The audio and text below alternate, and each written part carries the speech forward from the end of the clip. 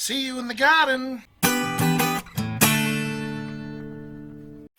Well, good morning, guys.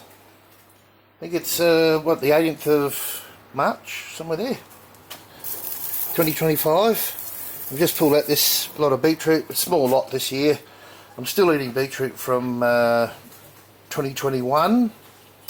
There's a video all about this, so I'm not going to show you the canning process or preserving process.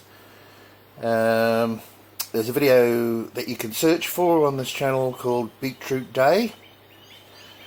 But I just wanted to show you, these are all hydroponically grown.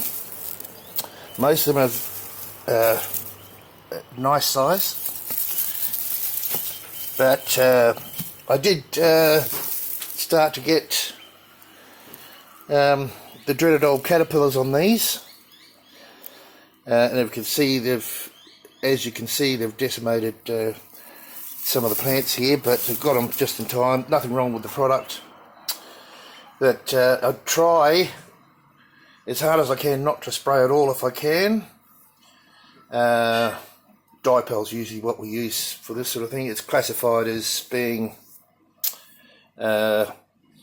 organic, but some people like to dispute that. I don't know, but if you have to use it, you have to use it. Anyway, I do believe it's organic, so there is a video about this wicking bed too. I'm not sure if I did the build of it, but this is what it looks like after I pulled all these out. Yeah, so this is the bed. Look.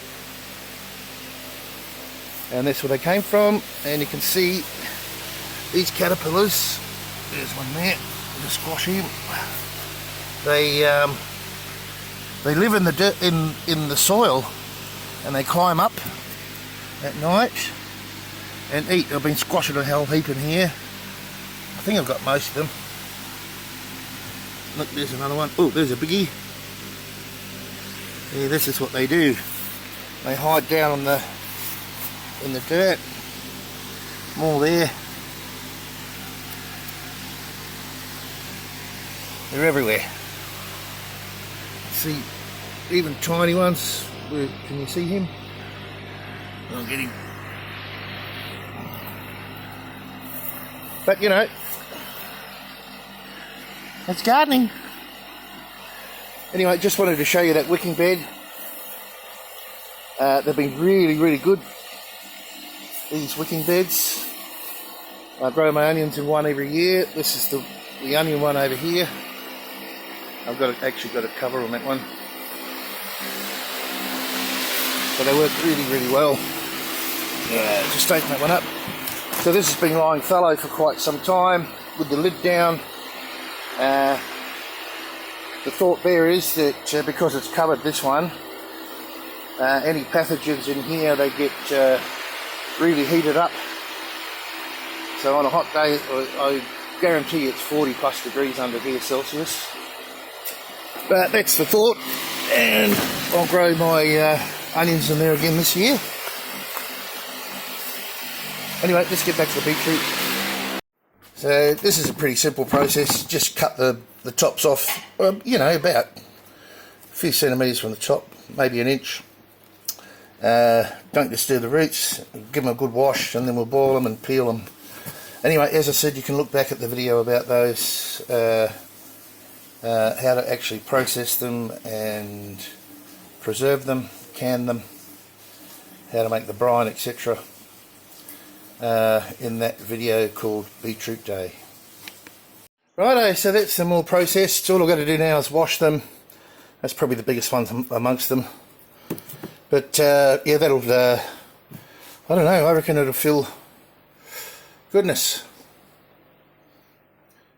maybe a couple of dozen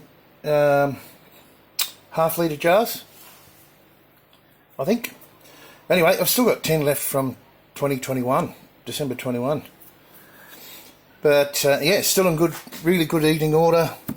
So, you know, your canning and preserving lasts a long time. I've had beetroot 10 years after I've bottled it, and still very edible.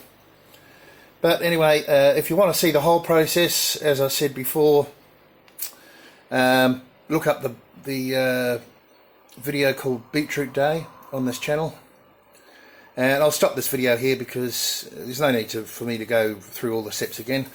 Check that video out, Beetroot Day, and it's made around December 2021. I think it was the 3rd, just to be honest.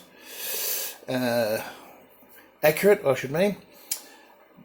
Have a look at that. I'll see if I can, well, what I should do is leave a link to it in the comments, and that's what I'll do. Alright, that's it for this video, guys. I'll see you next time. Thanks for watching. I'll see you in the garden.